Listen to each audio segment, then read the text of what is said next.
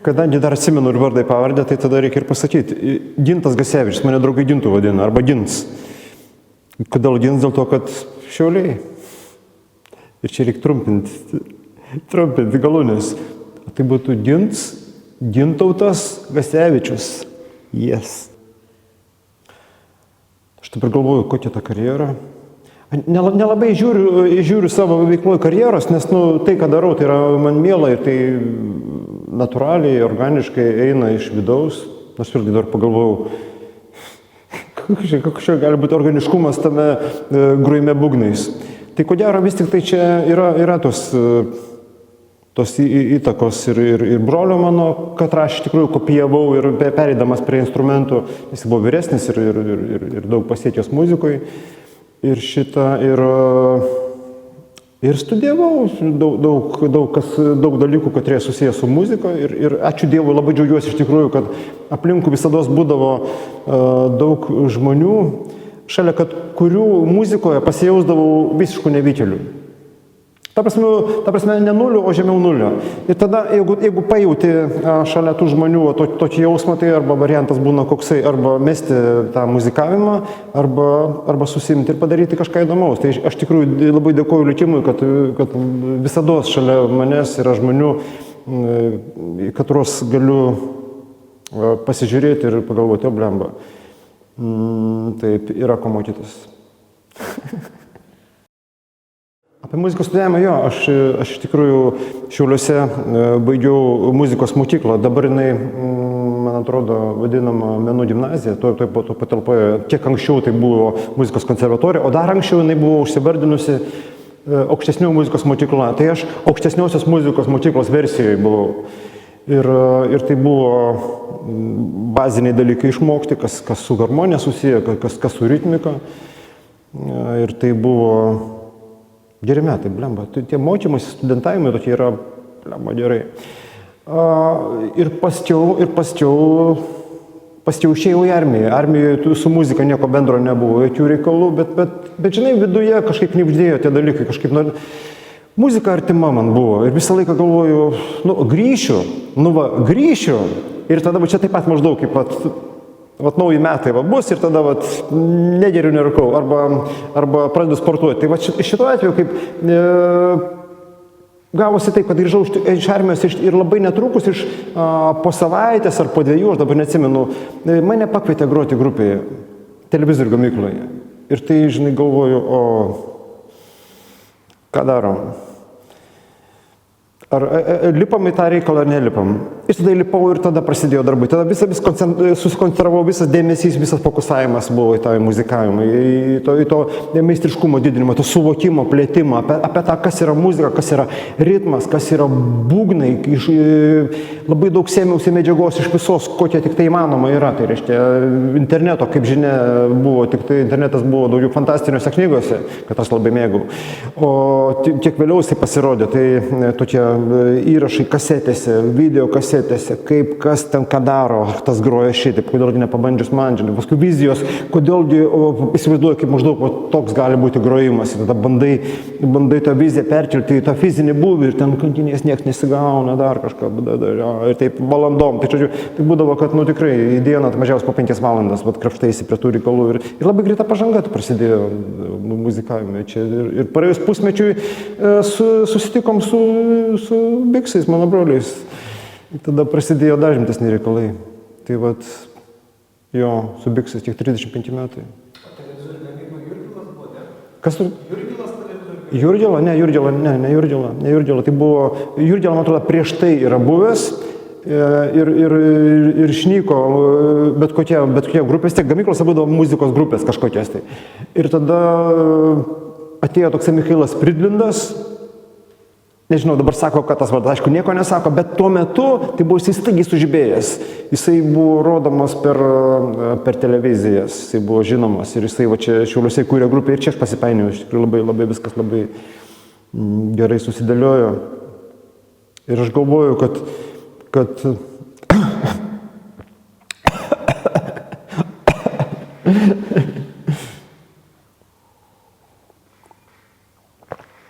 Ir aš galvoju, kad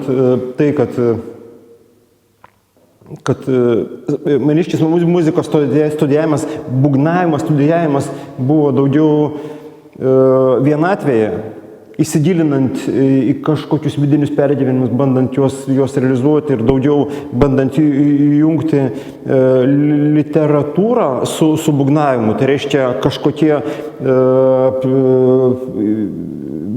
minčių idėjiniai perkelimai į būtent į būgnavimą, kas iš tikrųjų mažai susiję atrodo. Bet va tie dalykai būtent lėmė, kad man pavyko sukurti tą savitą stilių ir jis tai tikrai kažkaip nemačiom, norom, nenorom, iš tikrųjų nenorom, gavosi toks gana savitas, tai va, čia va, kažkaip labai gerai suėjo. Ir kai prasidėjo su biksais reikalai, tada, jeigu aš ten darbuodavau po 5 valandas, tai čia prasidėjo dar daugiau ir mes repetuodam studijoje, blemba, iki numirimo, tai toj pačiai studijoje buvo čiužiniai, kurių mėgodom, ten taip pat buvo tos tokias viriklytės nedidukės, kur ten valgį darėmės, gyvenimas studijoje. Ir prisimenu tą laiką ir nesivaizduoju, ar dabar tokie dalykai galime. Čia kažkoks labai geras toks susitikimas buvo mūsų tokių keistų žmonių, kad susibūrė į vieną vietą ir tuo metu tas įvyko, tas sprogimas, bomba. Nes tai, ką darėm tuo metu, tai buvo, iš tikrųjų, pasaulinio trendo smaigaliukė. To nenorėdami mes susijungėm ir padarėm tos dalykus, nes iš tikrųjų mes labai staigiai tapom žinomi Lietuvoje savame suprantame, bet tai prasidėjo ir koncertai po pasaulį. Daugiau didesnį laiką praleisdavom kitose šalyse koncertuodami, turuose būdami negu būdami Šiauliuose. Tai buvo. Taip iš tikrųjų buvo.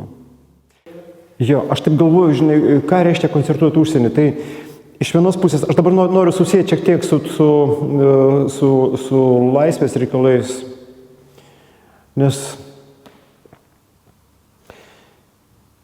jeigu nežinai, kokie variantai gyvenimo įmanomi, ar nepažįsti jų, tai ar neprajautęs jų, tai tiesiog tada yra kažkoks tai galbūt vidinis nerimas. Kaip pas gydytoją ateini, sakai, man čia kažkas, žinai. Taip pat ir su tais laisvės dalykais. Jeigu esi pratęs prie to vieno varianto, kad yra ta armija čia tokia būnanti, vaikystės, jeigu taip yra, armija tokia būnanti, ir žinai, kad tavo šalies centras yra Maskva, ir žinai, kad yra tie suvažiavimai tokie, kur ten nuorodos tokios duodamas, tai pamastymai apie tai, kad tėvynė, kad Lietuva tai gali būti laisva, kad čia nieks neaiškintų, kaip ką daryti, kad čia svetima armija nebūtų, tai kažkaip apie tokius dalykus vaiks būdams ir toks įvesnis galbūt nepasimastai, nes tokia kasdienybė yra, taip ir yra. Bet jeigu pamatai kitokių variantų, pati literatūra čia pagelbėja, pamatai kitų variantų, pavažiavęs šiek tiek į kažkokias kitas šalis, pamatai, kad gali būti ir kitaip. Tai aš manau,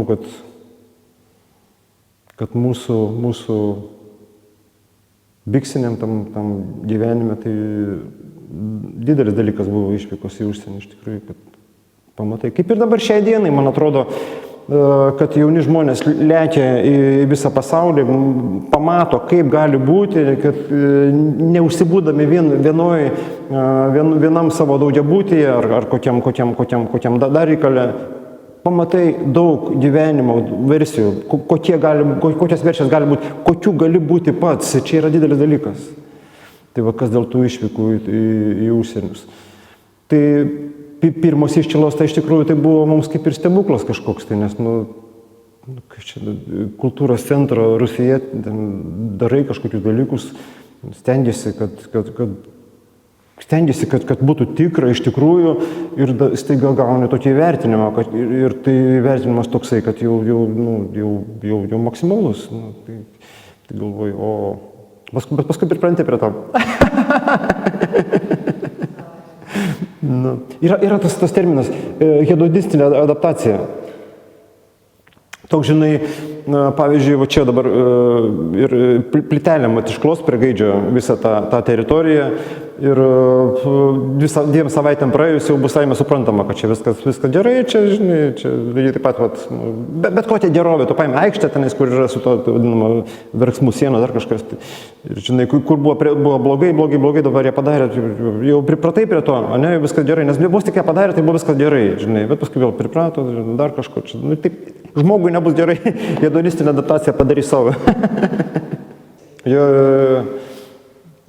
Nu ką, galiu pasakyti, kad iš tikrųjų čia pas mus Lietuvoje ta techninė bent jau techninė bazė buvo skurdoka, iš tikrųjų, va, ten įvažiavus kitą šalis, tą pačią Lenkiją, tai buvo nu, jau kosminiai dalykai lyginant su tais vietiniais, tiek servisai, tiek patys instrumentai,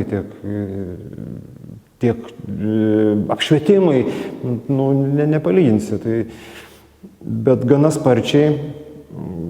Aš manau ir tikiu tuom, ir žinau iš tikrųjų, ir žinau, kad matė pasaulio ne tik biksai, o netgi tie patys žmonės, kad jie užsiėmė apšvietimais, tie patys žmonės, kad jie garsinimais užsiėmė, jie netrukus pradėjo važinėti po pasaulį, matyti, kaip gali būti. Vėlgi, šitą prie tą pačią sakau, jeigu tupi pas save kieme, tai ir ten krapštai su tom vištom, žinai, ir atrodo, kad, kitokią vištelę dar paimsiu, bet jeigu pamatai, kad, gali būti ir buivolai, gali būti ir drambliai, ir voverės. Tada gali visokiausią versijose gyventi gyvenimą. Ir padaryti to taip, kad gyvenimas būtų gražus. Ir toks pilnas ir kunkuliuotų, ir kad būtų kiekvieną akimirką bomba.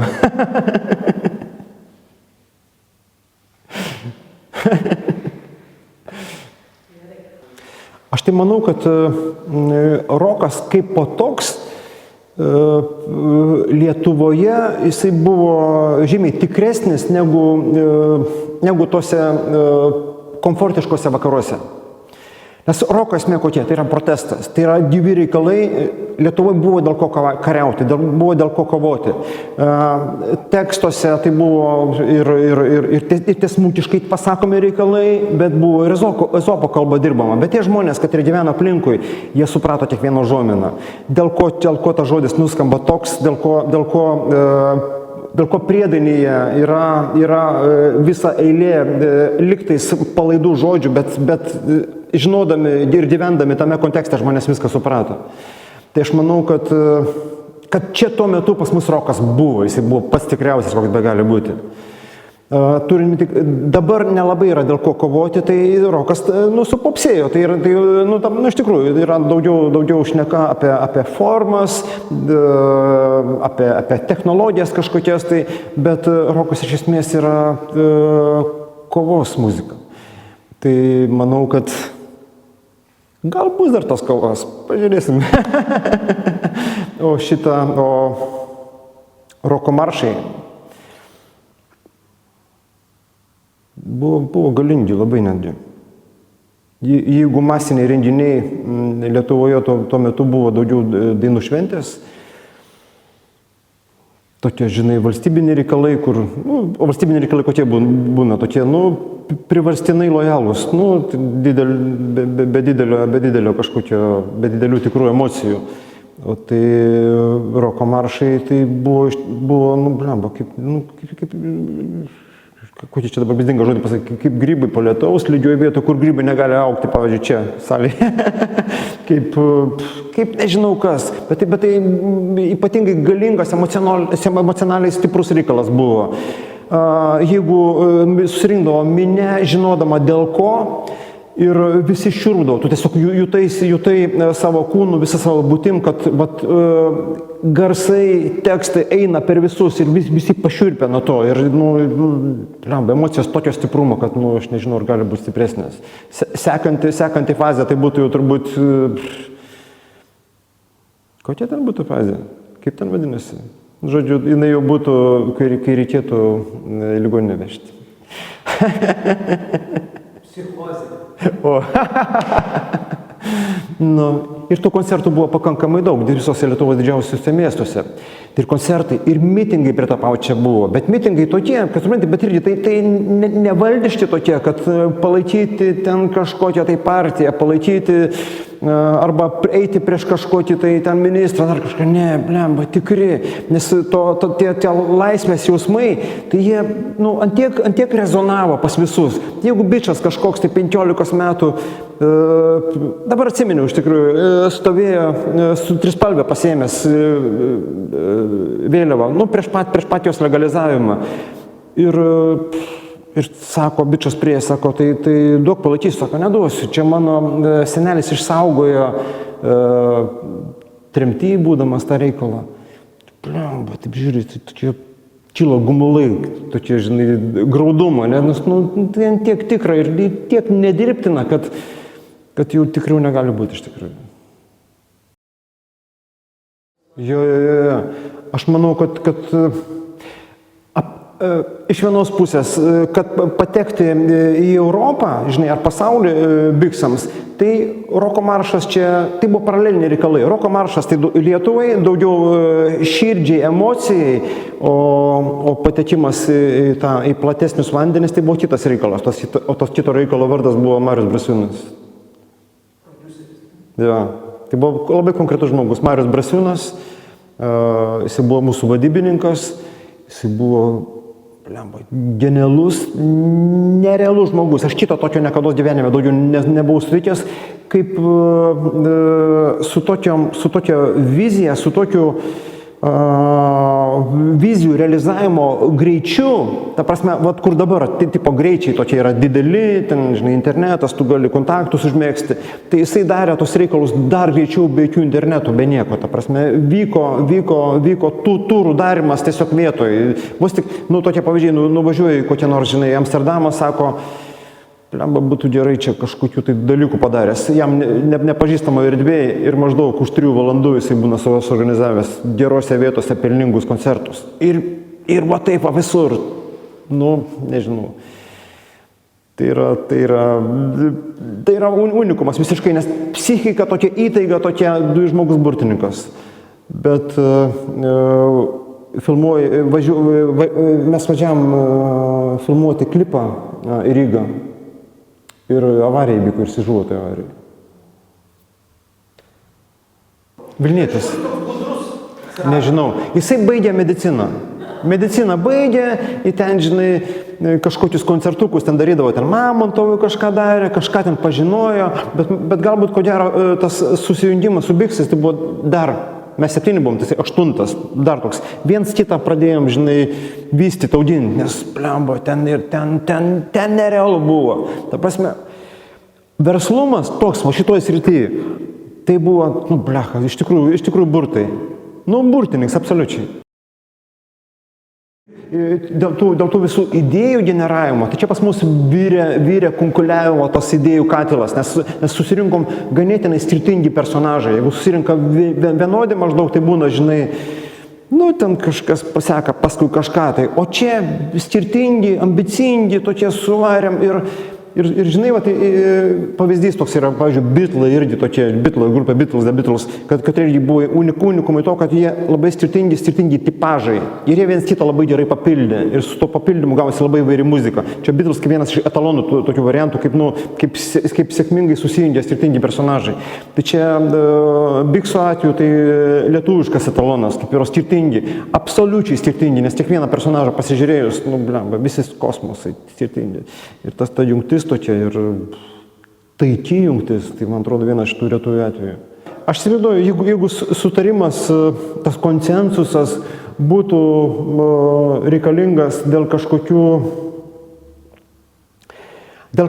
ambicijų arba vardan nieko, arba kažkodėl neaišku kodėl, tada gali atsirasti keblumų arba sutarimas dėl taikios kasdienybės, rutinos. Tai čia gali atsirasti visokiausi reikalai. Bet jeigu vyksta gyvenimas, tikrąja žodžio prasme, ir iš tikrųjų viskas konkuliuoja, ir tu jauti gyvenimo struktūrą, netgi kaip viskas eina, tai tada viskas paprasta. Dabartinis gyvenimas ir tas praeitis toks. Jo.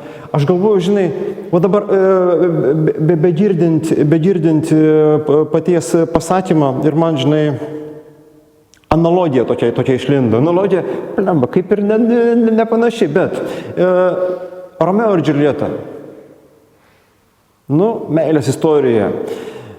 Bet jeigu jie nebūtų užsilenkę, jeigu jie nebūtų tada užsilenkę, tai tada neaišku, kaip ten jų gyvenimas būtų susiklostęs. Ir paskiau, žinai, kaip jie ten, tu gerai, paimk kokį amžių.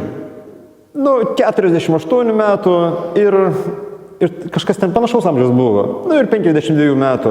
Įsiskyrė, susiplėtė ir tada laikraščiuose rašo. Nu, Romeo ir Džiuljeta, tai kaip ten, nu, taigi tokia meilė buvo. Tai lygiai taip pat su biksais. Jeigu biksai būtų išsiskyrę, žinai, vos tik grįžę po savo didžiųjų turų, tai tada liktų graži legenda. Arba dar geriau, kaip mes visi būtum emigravę po pasaulius, po skirtingas šalis. O, blemba, tai būtų dar gražiau. Arba dar geriau, jeigu mes žūtumėm lėktuvo katastrofai, blemba, tai tada būtų gražus atsiminimai ir sakytų, va, jeigu biksai būtų buvę dabar, tai ohoho, kokie dalykai būtų. Bet gyvenimas yra gyvenimas. Ir jeigu tas gyvenimo srautas, buvo tų didelių koncertų ir didžių įvykių buvo, bet gyvenimo srautas kažkaip kitaip įsidėliojasi. Tas prievartinis savęs fiksavimas prie kažko tai į atkaklus, blemba, jisai veda į niekur. Taip, nu, bet jeigu gyveni, tai tu ir gyveni, ir savo vizijas turi, ir realizuoji vienokias idėjas, kitokias idėjas, samo to paties veikla. Kiek su juo tenka bendrauti, dabar knygų mugėje, kai buvom irgi šnekėjom, jis pasakojo, kaip ten yra, nu, tokių sprendimus reikia padaryti. Tai yra žiauriai įdomi veikla, nerealiai įdomi veikla. Ir tenais ir reikalingas vėlgi platus mąstymas, ir reikalingi tie įgūdžiai, kad jie pas jį susiformavo tose pačiose biksuose. Nes mes nerealiai intensyviai, kad 20 metų bendravom kasdienės repeticijas, mes viens kitą suformavom. Iki tokio lygio, kad, žinai, nu, pavyzdžiui, nu, taip čia prieš kurį laiką nusipirkau namuose monitoriaus srityje, nu, tokiam biški darbam, per kompą monitoriaus darbams, tokiams šermentoriams, bet įsirinkau tą monitorių, koks man atrodė, kad jisai čia labiausiai tinka, žinai, vanioja, aišku, ten šampūnas yra ten kažkoks, dar kokie reikalai. Ir nuvažiavau pas Samą ten pernakvot ir žiūriu, blemba, jisai toks pat monitorius. Vanioja, toks pat šampūnas. Maža to, ta maikė tokia pati, žinai, praktiškai. Tai va, tokie reikalai.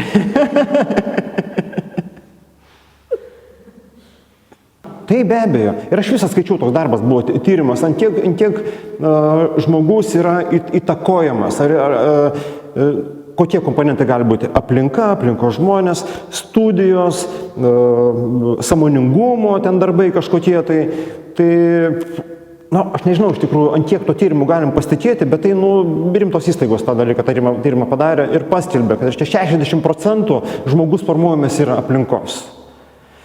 Tai reiškia, jeigu tenais gyveni sąmoningą gyvenimą, tai tau duosim 20%. Jeigu ten, nu, dar biškutis lieka, nu, ten, žinai, kažkokie sveikatos ten reikalai, ten irgi ten įtakoja ten gyvenimą, tai ir dar 20 arba po 10% padalinsim. Bet esmė tai yra tokia. Tokio tikslo nebuvo. Tokio tikslo. Kaip kernagis nacijos formavimas. Bet žinai, negali žinoti, kaip būtų buvę. Va šiuo atveju, jeigu taip racionaliai bandyti statyti tą klausimą, tai būtų, jeigu viena gyvenimo versija tokia su biksais, ne, o kita be biksų. Ir tada pasižiūri čia, maždaug suskaičiuoji, čia suskaičiuoji, sakai, taip, formavo. Arba, ne, hebrytė, viskas taip pat. O kad biksus formavo, tai čia akurat iš tikrųjų. Ką tai reiškia? Tai reiškia, kad mes biksai kiekvienas esam žmogus, koks esam. Ir toje aplinkoje, ir kitos aplinkos nėra, kokioje gyveni, tokioje ir gyveni. Ar čia užsienis yra, vis tiek tai yra ta aplinka, ar Lietuva ta aplinka, ar šeima ta aplinka. Tai va. Ar studija, kad turi daug metų pragyventi tą aplinką.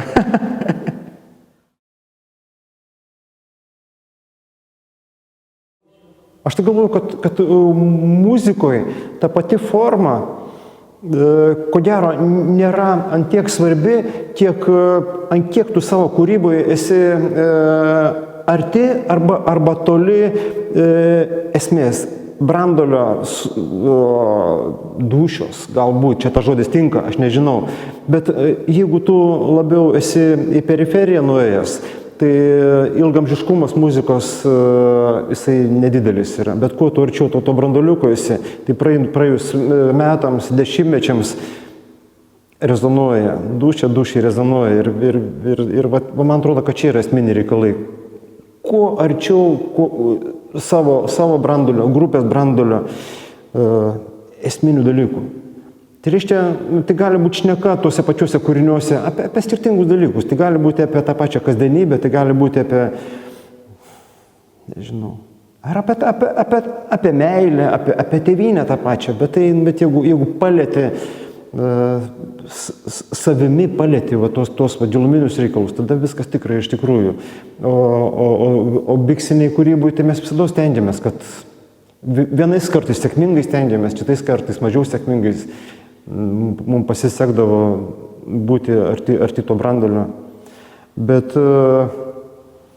taip, iš tikrųjų, kūryba ir kūrinių formos tai skiriasi ir paskutiniai kūriniai, dabartinės tos technologijos kažkokios, dabartinės studijinės galimybės leidžia, kad kūrinys suskambėtų būtent taip, kad žinai, užsileidi per salėje, per galingą aparatūrą ir vien nuo to suskambėjimo, ne apie muziką aš jau šneku, o apie patį suskambėjimą irgi, kad pajausti tą, žinai, tokį gerai.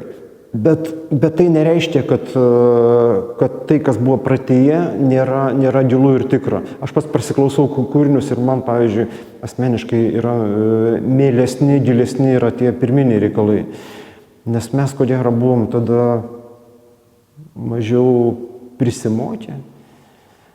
Nes dabar koja pakiša išmokimai.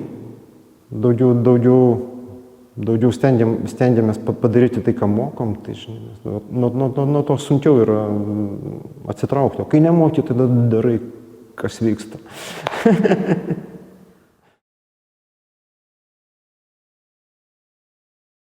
Aš tokio kūrinio, ko gero, neturiu. Ir žinai, aš nesiklausau dažnai biksų.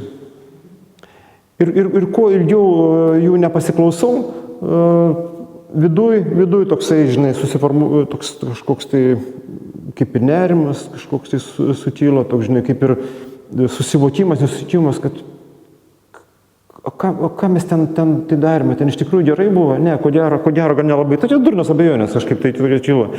Ir tada, kaip jau sutyla visiškai, aš užsidedu tą muziką ir žiūriu, kad tai iš tikrųjų su kiekvienu albumu tai yra to laikmečio, tokių, kokiu mes buvom, uždokumentavimas. Ir iš tikrųjų visiškai tikras.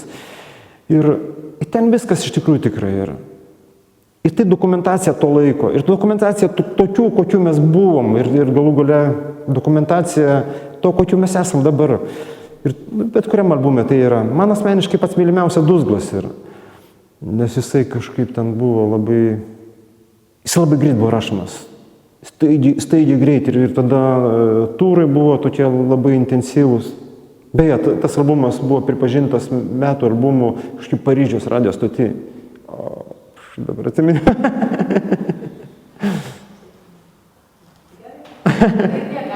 Tai va, priplirpiau.